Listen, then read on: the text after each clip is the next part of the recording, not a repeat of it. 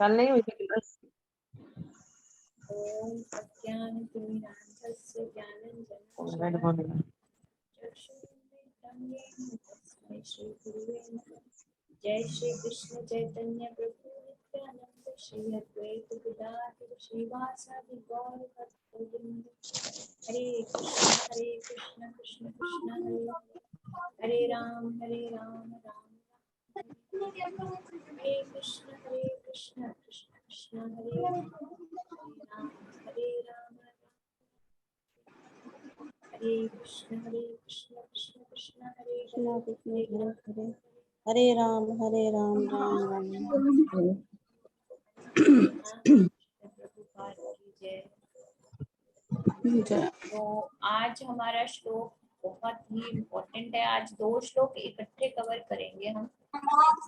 इसमें भगवान हमें बता रहे हैं कि तुम किस तरह से माया के चक्कर में फंसते हो, क्योंकि हमें तब तक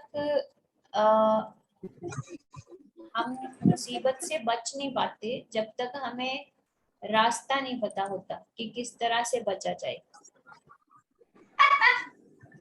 तो इसलिए भगवान जो है वो हमें रास्ता बता रहे हैं कि किस तरह तुम मुसीबत में फंसते हो, ताकि जब हम पहला ही स्टेप चढ़े तो हमें पता चले, हमारे माइंड में क्लिक हो, है ना, कि ये जो रास्ता है वो ठीक नहीं है। तो भगवान ने ऐसी डिस्क्रिप्शन दी है जो कि बड़े बड़े साइकोलॉजिस्ट जो हैं वो भी नहीं दे पाते। बहुत ही ज्यादा बढ़िया डिस्क्रिप्शन है, स्टेप बाय स्टेप किस तरह से हम जो है विनाश की तरफ बढ़ते हैं वो बताया है। और जब हमें पता है कि जैसे एक सीढ़ी है ना, हमें पता है कि ये सीढ़ी बिल्डिंग पे चढ़ने के लिए ठीक नहीं है, खराब है, इसमें कुछ ऐसी प्रॉब्लम है कि हम या तो रास्ते में ही फंस जाएंगे या फिर बिल्कुल नीचे आके गिरेंगे, तो हम उस सीढ़ी पे चढ़ेंगे नहीं। अगर बाय चांस एक स्टेप चढ़ भी जाते हैं तो फिर हमें याद आएगा कि नहीं, ये सीढ़ी हमें ऊपर तक ले जा नहीं सकती, है ना। तो वही है, भगवान ये क्यों इंट्रोड्यूस कर रहे हैं, ताकि हमें पता चले कि the very first step of falling जो है वो क्या है, गिरने का सबसे पहला स्टेप क्या है, ताकि हम अगर उस स्टेप पे चढ़े तो हमें ये चीज पता हो और बचे हम उससे। तो पहले हम डिस्कस करने से पहले एक बार हम रीड करते हैं। ध्यायतो विषया पुंसा संगस्तेषुपजायते संगात संजायते काम कामात क्रोधो अभिजायते। हाँ जी, ये वाला कौन रीड करेंगे, फिर साथ के साथ ही नेक्स्ट भी पढ़ेंगे।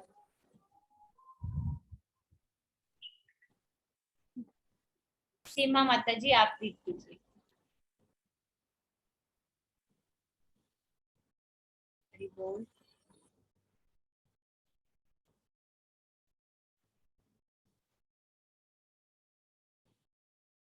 रूपा माता जी आप कीजिए।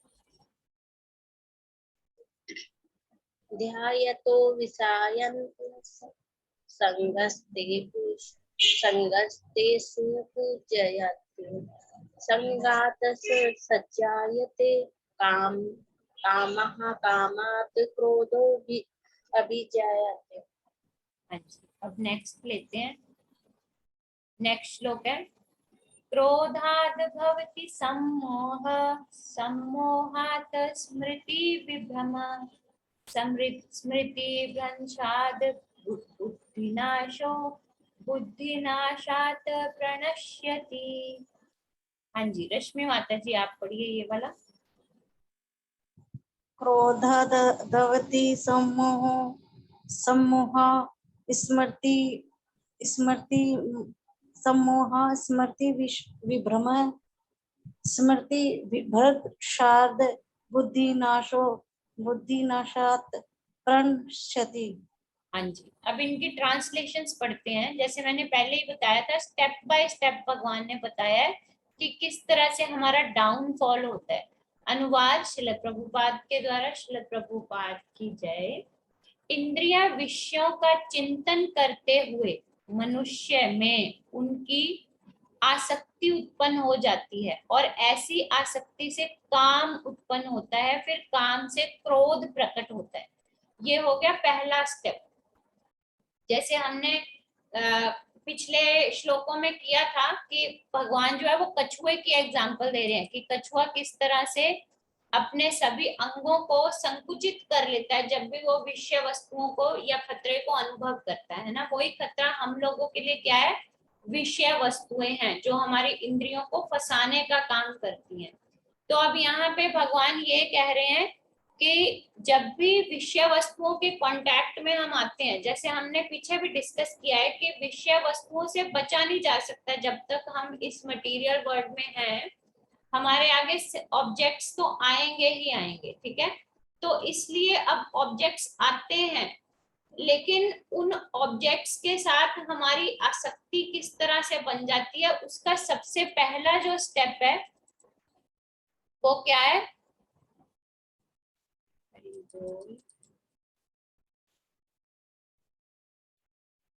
वो है ध्यायतो। ध्यायतो मतलब ध्यान करना, है ना। मतलब हम किसी भी विषय वस्तु के सामने आते हैं, कोई विषय वस्तु हमारे सामने आती है, हमें वो अच्छी लगती है, हमारी इंद्रियों को अच्छी लगती है, तो हम उस पर लगातार ध्यान करना शुरू कर देते हैं। अब ध्यान करने से क्या होता है, एक तो जो सेंस ऑब्जेक्ट है वो सामने आया, कोई भी चीज हमारे सामने आई, हमने देखी, अच्छी भी लगी, ठीक है, लेकिन ध्यान को डाइवर्ट कर दिया कि मुझे इसकी कोई जरूरत नहीं है, ध्यान को डाइवर्ट किया, काम वही खत्म हो गया। लेकिन जो स्टार्टिंग है प्रॉब्लम की वो होती कहाँ से है, जब हम उस विषय वस्तु का ध्यान करना शुरू करते हैं, ठीक है। जैसे हमने ये एग्जांपल पहले भी बहुत बार ली है कि मान लीजिए हमारे पास कार है, मान लीजिए कोई भी है ना, ऑल्टो है, हमारे पास 5-6 लाख की गाड़ी है, ठीक है जी, लेकिन हमारा काम अच्छा चल रहा है ना, हमें बढ़िया, हम उस पे ऑफिस जाते हैं, हमें कोई दिक्कत नहीं है, परिवार के साथ भी घूमने जाते हैं, कोई दिक्कत नहीं है। लेकिन अब हमारा पड़ोसी जो है वो 15 लाख की गाड़ी ले आया। अब हमने उसको देखा देखा, एक तो हमने ये सोच डेवलप की कि मेरे पास तो है, मेरा तो काम चल रहा है ना, तो वहीं के वहीं प्रॉब्लम खत्म हो जाएगी। लेकिन जब हम उसका ध्यान करना शुरू कर रहे हैं, ध्यान करना शुरू कर रहे हैं, तो हमें लगता है कि वाह क्या शानदार गाड़ी है ना। ध्यान करेंगे तो उसके फीचर्स की तरफ जाएंगे, ये तो ऑटोमेटेड है, इसमें तो स्पीड अपने आप इंक्रीज हो जाती है, डिक्रीज हो जाती है, इसमें ऑटोमेटिकली गियर भी चेंज हो रहा है, XYZ। लेकिन मेरी गाड़ी में तो ये नहीं है, ऐसा नहीं है, वैसा नहीं है। हम क्या कर रहे हैं, हम उस विषय वस्तु का ध्यान कर रहे हैं, है ना। अब ध्यान करने से क्या होता है, दैट मीन्स पहला जो स्टेप है वो है जब भी हम किसी इंद्रिय विषय को देखते हैं, किसी ऐसी वस्तु को देखते हैं, तो उसका ध्यान करते हैं। ध्यान के बाद क्या होता है, संगस्तेषुपजायते।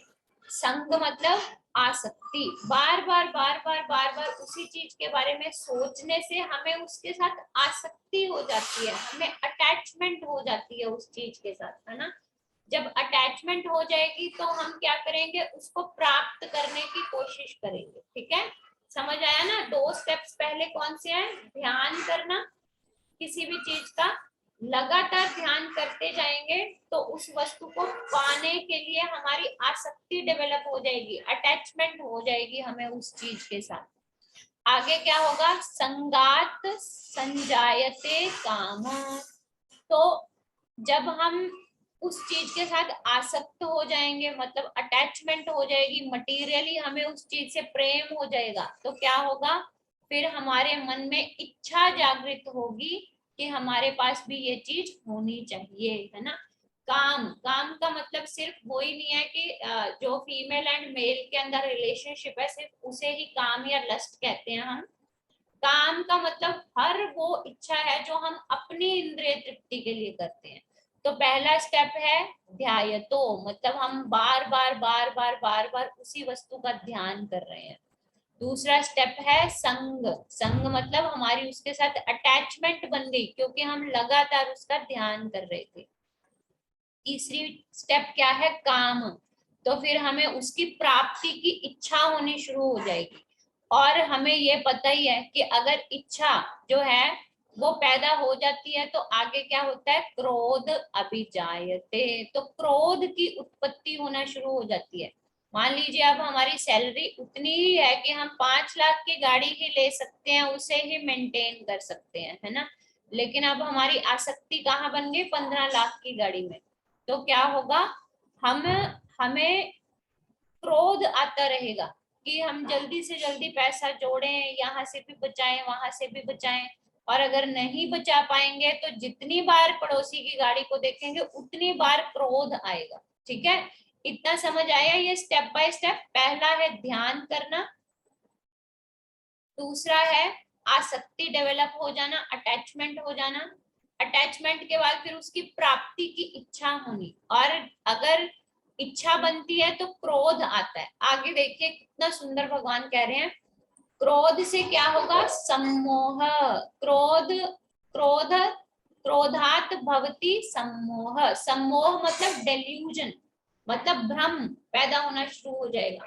मतलब हम, हमारा जो बुद्धि है, इंटेलिजेंस है, वो काम करना बंद कर देगी। ठीक है, सम्मोह, सम्मोह मतलब हम पूरी तरह से मोहित हो जाएंगे उस चीज पर, और जब हम किसी चीज पर पूरी तरह से मोहित होते हैं तो क्या होता है, स्मृति विभ्रम, तो हमारी स्मृति जो है वो खत्म हो जाती है, हमारी स्मरण शक्ति खत्म हो जाती है। ठीक है, तो अब मान लीजिए कार का एग्जांपल ले रहे हैं ना, कि हमें कार के प्रति आसक्ति हो गई, अब हम उसे प्राप्त करना चाहते हैं, और अगर हम कार को प्राप्त करना चाहते हैं तो उसकी प्राप्ति के लिए हमें बार बार क्रोध आ रहा है, और क्रोध आएगा तो हमारा, हम जो है वो विभ्रम में जाएंगे, बिविल्डर हो जाएंगे। ठीक है, हमें उसकी प्राप्ति के लिए हम कुछ भी करने के लिए तैयार होंगे। अब हमने चाहे, हमारे पेरेंट्स ने हमें जितनी भी मॉरल एजुकेशन दी हो, हमने अपने पढ़ाई के टाइम पे जितना भी मॉरल्स पढ़े हों कि रिश्वत नहीं लेनी है, किसी को धोखा नहीं देना, कोई झूठ नहीं बोलना, लेकिन अब क्या होगा, अब हमारी जो बुद्धि है वो भ्रमित हो चुकी है, क्योंकि क्रोध ने उसके ऊपर आवरण डाल दिया। जैसे ही बुद्धि भ्रमित होगी तो हमारी स्मरण शक्ति बिल्कुल खत्म हो जाएगी, हम उन सभी एथिक्स को, सभी नैतिकताओं को, सभी मॉरल वैल्यूज को भूलना शुरू हो जाएंगे, है ना। हमारा एक ही एम होगा कि वो गाड़ी मैं कैसे लूं, उसके लिए हम रिश्वत भी लेंगे, उसके लिए हम किसी को झूठ भी बोलेंगे। ठीक है, तो दैट मीन्स जैसे ही क्रोध पैदा हुआ, क्रोध से हमारी बुद्धि जो है भ्रमित हो गई, और बुद्धि भ्रमित होते पूरी स्मरण शक्ति जो है बिल्कुल खत्म हो गई, हम बिल्कुल पीछे जो भी अच्छा सुना, अच्छा किया, अपने कैरेक्टर की सभी क्वालिटीज हमने खत्म कर दी। आगे, स्मृति भ्रमशाद बुद्धि नाशो, और जैसे ही हमारी स्मृति समाप्त हुई, हमारी जो स्मरण शक्ति है वो खत्म हो गई, क्या अच्छा हमने सुना हुआ था, क्या कैरेक्टर में क्वालिटीज डेवलप की थी, वो सब कुछ हम भूल गए, तो उसके बाद क्या होगा, हमारी बुद्धि का विनाश होगा। अब इंटेलिजेंस क्या करती है, हमें राइट और रॉन्ग के बारे में बताती है, क्या सही है क्या गलत है, वो हम कैसे जानते हैं, अपने इंटेलिजेंस से। अब इंटेलिजेंस जो है उसका विनाश हो चुका है, इंटेलिजेंस खत्म हो चुकी है, हमें नहीं पता कि सही क्या है गलत क्या है। ठीक है, हम भ्रम की अवस्था में हैं।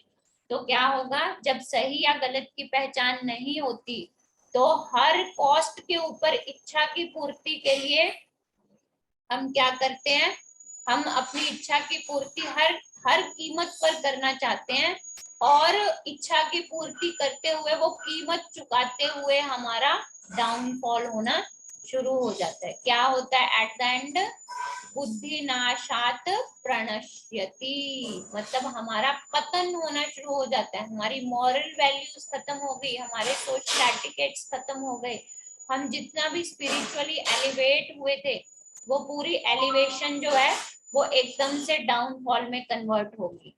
तो एक बार दोबारा रिपीट करेंगे, सबसे पहला स्टेप है ध्यान करना, विषय वस्तु का ध्यान करना। इट मीन्स अगर हमें पहला ही स्टेप पता लग रहा है कि ध्यान करने से ही गड़बड़ हो रही है, तो इंद्रियां किसी चीज को देखेंगी तो सही, सुनेंगी तो सही, महसूस तो करेंगी, लेकिन उसका ध्यान हमें नहीं करना है। पहले स्टेप पे ही हमें उस चीज को खत्म करने की कोशिश करनी है। अपने मन को किसी ना किसी तरीके से समझाना है कि ये वस्तु मेरे लिए ठीक नहीं है।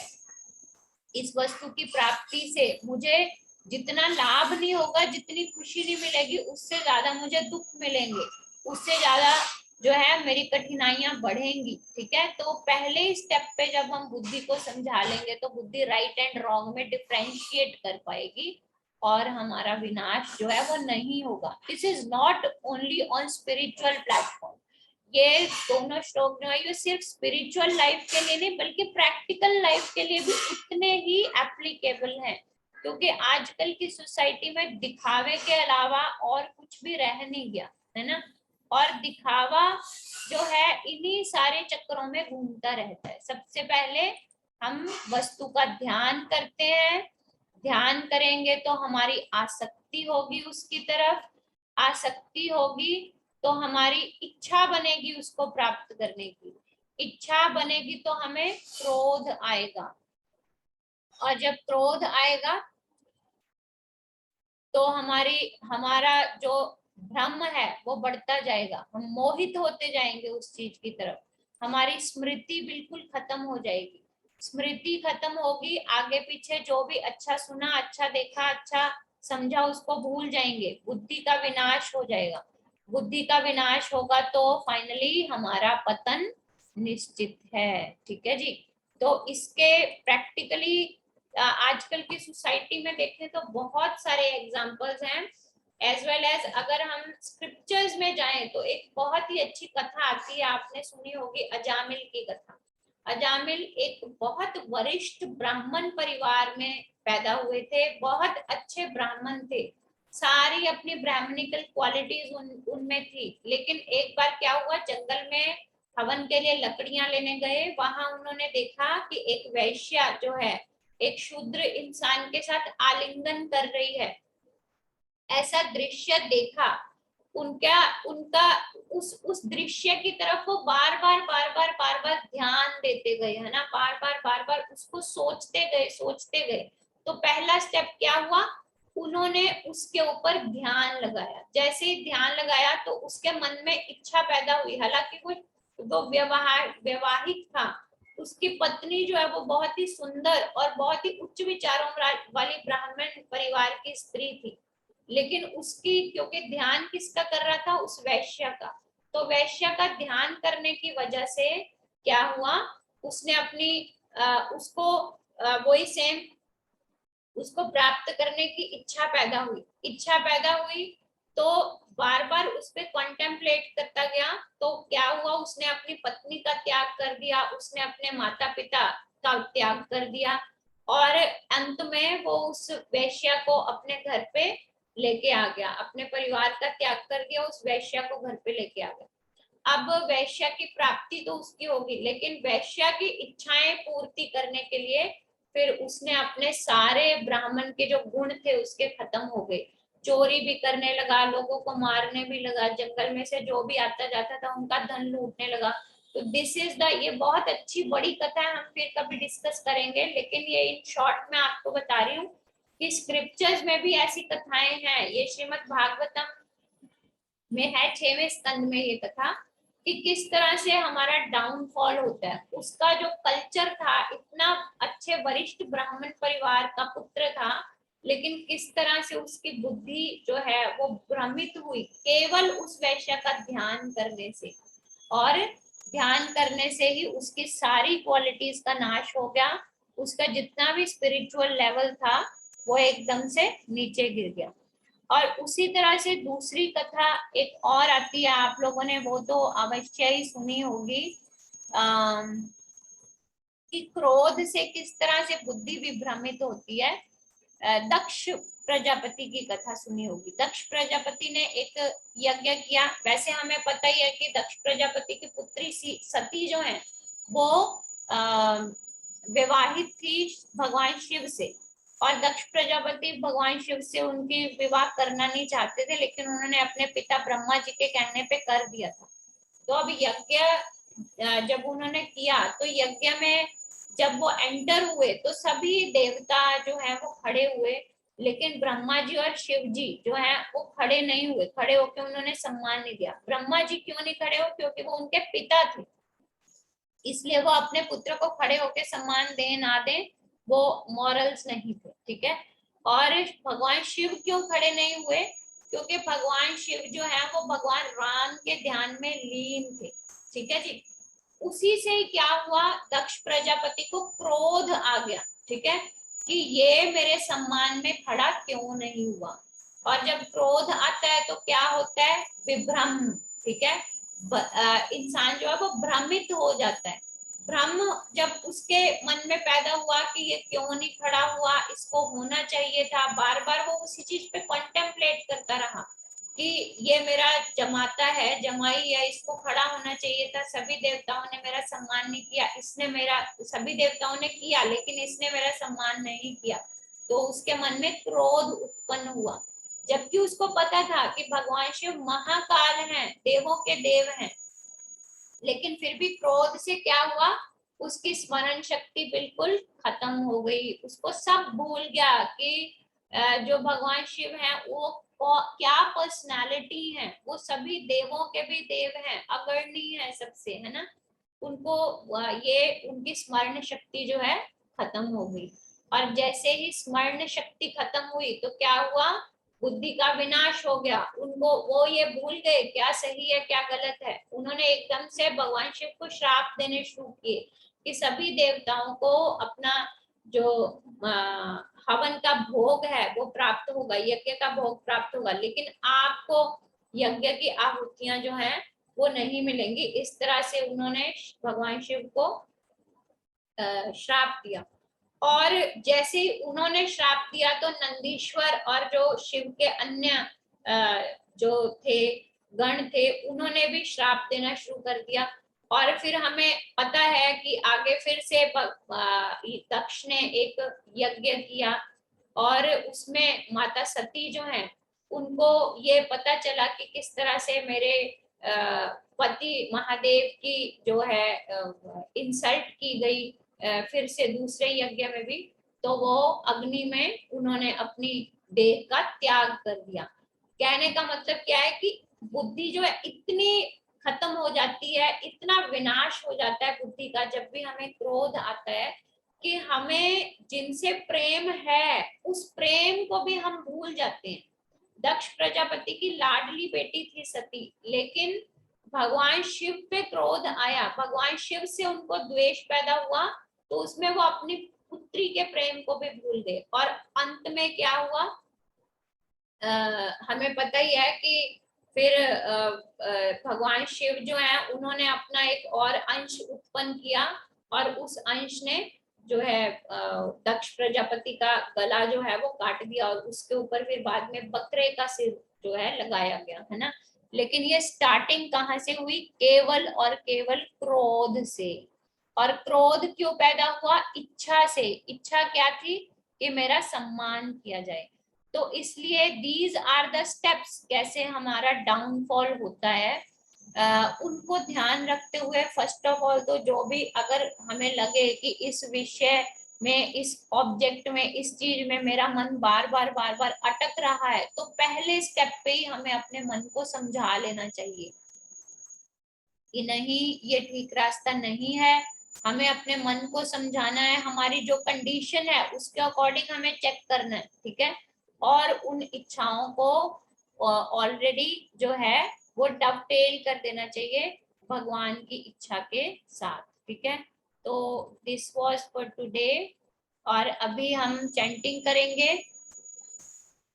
एक बार इस सेशन का एंड कर देते हैं हरे कृष्ण महामंत्र बोल के, फिर हम चैंटिंग स्टार्ट करेंगे। हरे कृष्ण कृष्ण कृष्ण हरे हरे, हरे राम राम राम हरे हरे।